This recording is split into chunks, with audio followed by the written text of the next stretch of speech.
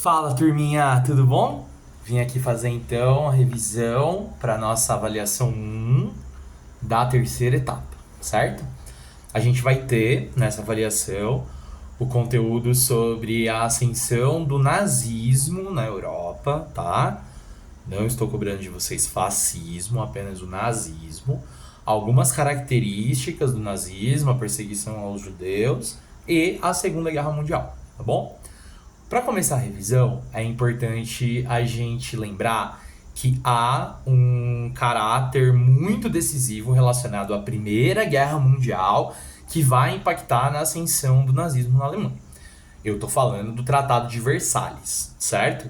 Como vocês devem lembrar, a gente tem o Tratado de Versalhes como sendo aquele tratado que condena, de certa forma, né, a Alemanha como a maior culpada da Primeira Guerra Mundial, né?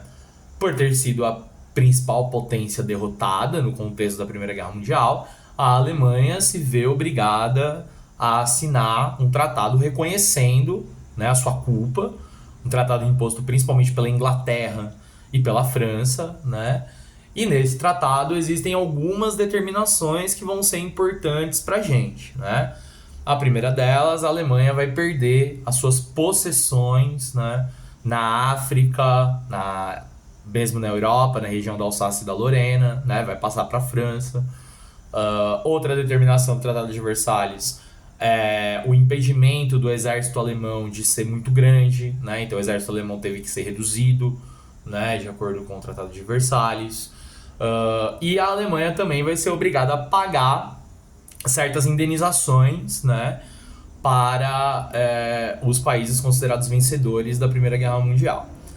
Por que esse tratado é muito importante? Porque, do ponto de vista simbólico, ele promove uma humilhação na Alemanha, né? Mas, para além do simbolismo, gente, é muito importante esse tratado por ele ter, de certa forma, assolado a economia alemã, por ele ter destruído a economia alemã.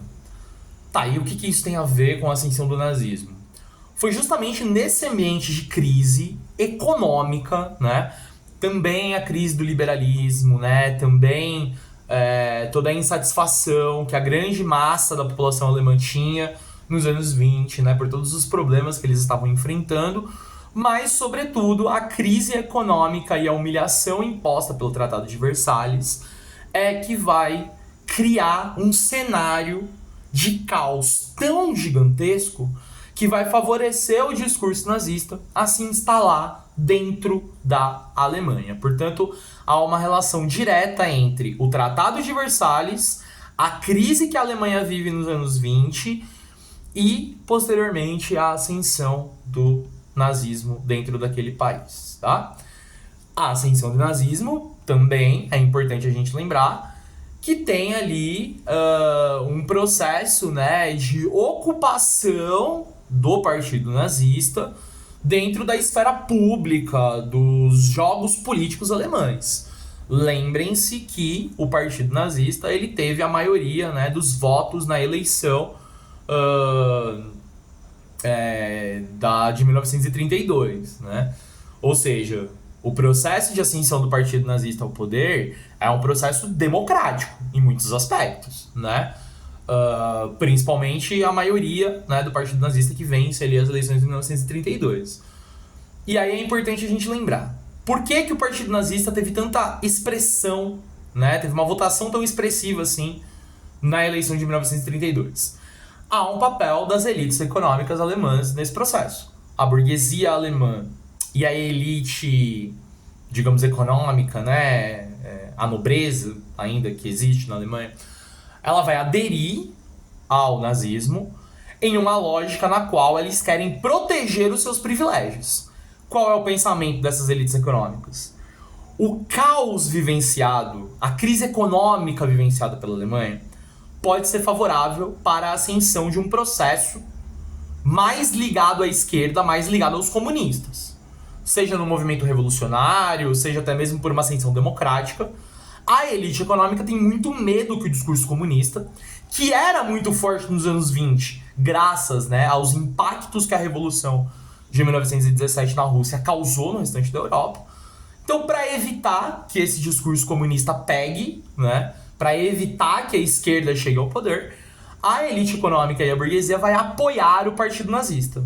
E qual é o diferencial? O dinheiro. E a gente junta uma coisa com a outra.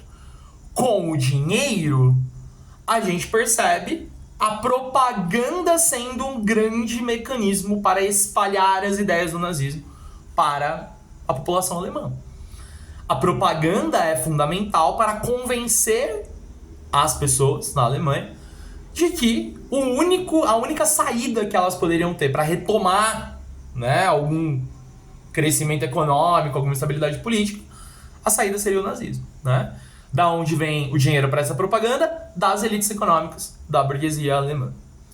Uma vez consolidada no poder, a Alemanha, portanto, vai desenvolver a perseguição aos judeus, que é o aspecto mais característico, né, da sua política, né? Bom, por que judeus? A gente discutiu isso exaustivamente, né? Existe sim um antissemitismo dentro da Europa como um todo, não apenas na Alemanha, né?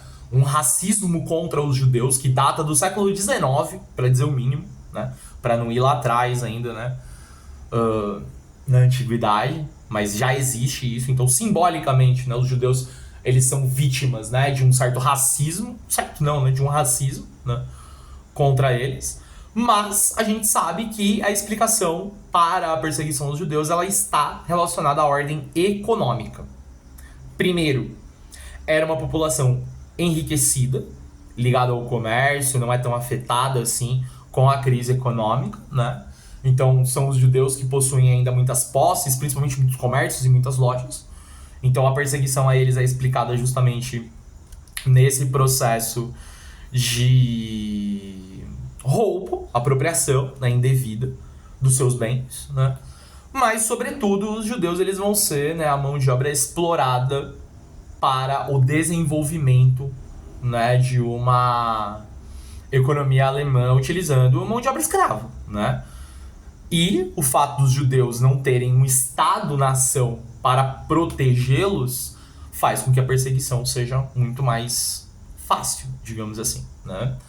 Lembrem-se que a solução final, o extermínio da população judaica da Europa, ela só vai ser inserida dentro da política nazista a partir de 1941-42.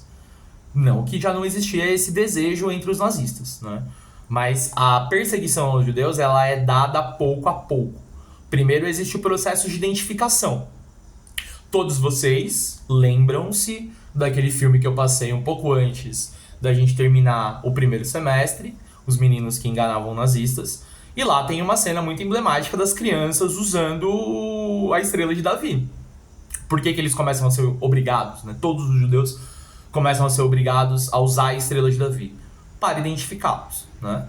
Uma vez identificados, começa o processo de controle. E esse controle é espacial, criançada. Espacial no sentido da construção dos guetos. Lembram-se dos guetos, né? O mais famoso deles, o gueto de Varsóvia, né? Dentro destes guetos, a população judaica era confinada, não podia sair desses espaços, desses bairros de judeus criados, né? Eles eram totalmente fechados. E ali dentro existe, então, um processo de controle daquelas pessoas. E, posteriormente, vai ser levado aos campos de trabalho forçado. Ou seja, antes do extermínio, explorar ao máximo a mão de obra judaica. E, finalmente, a gente tem a solução final, como sendo o extermínio, né, dos judeus, tá? E aí a gente entra, então, na Segunda Guerra Mundial, em que será cobrado de vocês especificamente, tá? Algumas batalhas importantes, o papel da União Soviética, o papel dos Estados Unidos, né, no conflito, né?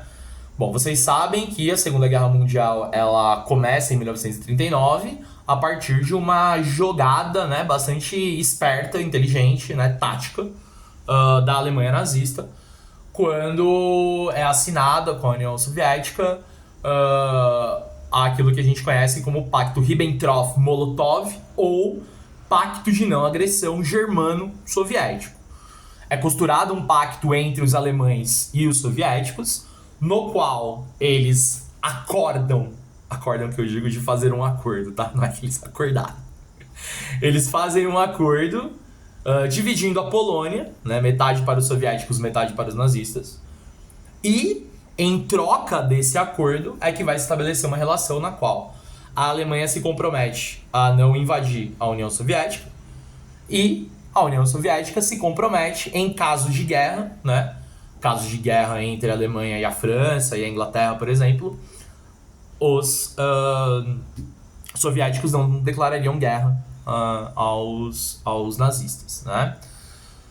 Por que o Hitler tem muito interesse, né, nesse movimento, para além de explorar a Polônia, né?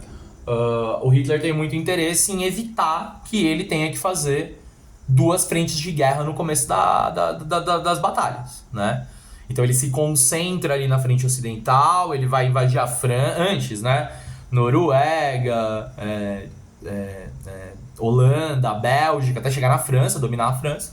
E ele se concentra só desse lado, com a tática ali da Guerra Relâmpago. E tá resguardado, ele não precisa se preocupar com a União Soviética, né?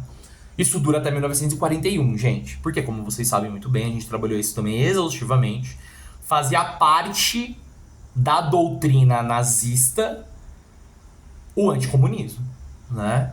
Para além disso, seria fundamental para o Hitler invadir a União Soviética por questões materiais, né? Para ter acesso às fontes de petróleo, tá? É por isso que em 1941 essa relação muda. Hitler quebra o pacto de não agressão, começa a Operação Barbarossa e a Alemanha nazista invade a União Soviética, né?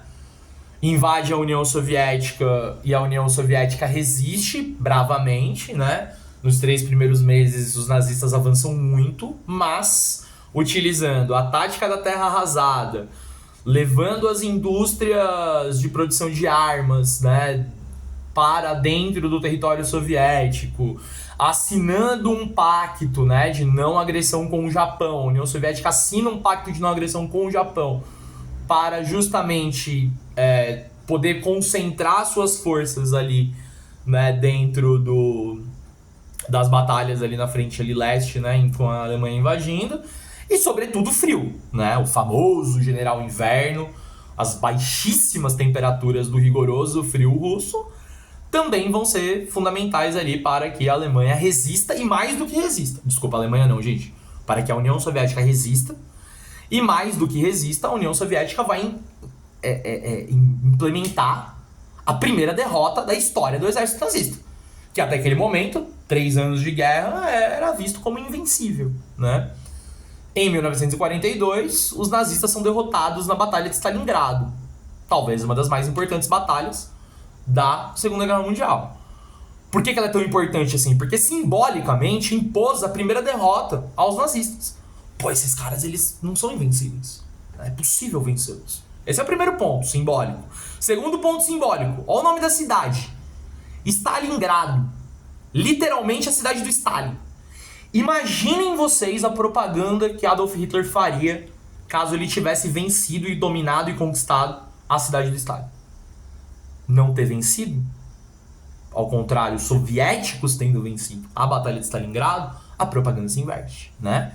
Os soviéticos, a cidade de Stalin foi palco, né, da resistência soviética e impôs a primeira derrota aos nazistas. Do ponto de vista prático, gente, petróleo. A cidade de Stalingrado fica às margens do rio Volga. O rio Volga liga a Europa ali próximo à Polônia. Você pode agora parar e ver o mapa, inclusive, para ficar mais claro isso. E ele vai até a região do Cáucaso. Região riquíssima em petróleo. E sem petróleo você não faz guerra. E as fontes de petróleo da Alemanha estavam se esgotando. Portanto, a situação será acessar as fontes de petróleo. Como os nazistas não conseguiram acessar essas fontes de petróleo porque foram derrotados, do ponto de vista geoestratégico, a Batalha de Stalingrado foi muito importante para impedir que isso fosse acessado, né?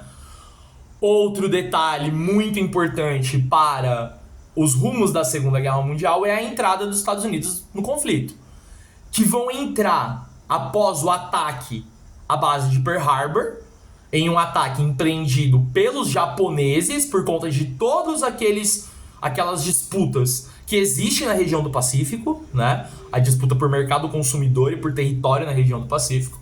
Então os japoneses atacam a base de Pearl Harbor para poder invadir, dominar e conquistar o território da Indonésia, né? Mas isso coloca os Estados Unidos na Segunda Guerra Mundial. E isso, obviamente, é determinante para os rumos do conflito. Por quê? Porque os Estados Unidos são decisivos na libertação da Europa, gente. Se a gente tem a União Soviética atacando ali, né, pelo leste e sufocando o exército alemão no leste, a gente tem os Estados Unidos tendo um papel fundamental na libertação da França, né? E uma vez a França libertada, a Alemanha se vê sufocada, porque afinal de contas a gente vai ter duas frentes de batalha encaradas ali pelos nazistas, e é por isso que eles vão ser derrotados já em maio de 1945, data, né, que acaba a guerra na Europa, tá certo? Então, são esses temas que vão ser cobrados na avaliação de vocês. Quero que vocês estudem por essa videoaula de revisão aqui. Qualquer dúvida, liga a nós. Façam boas leituras, escrevam bem, fiquem atentos exatamente ao comando da questão e de resto, arrasem, porque é isso que vocês fazem de melhor. Um beijo no coração de vocês, é tudo nosso, nada deles. Tchau. Vou fazer um esqueminha aqui, ó. Não tô preparado pra ser youtuber.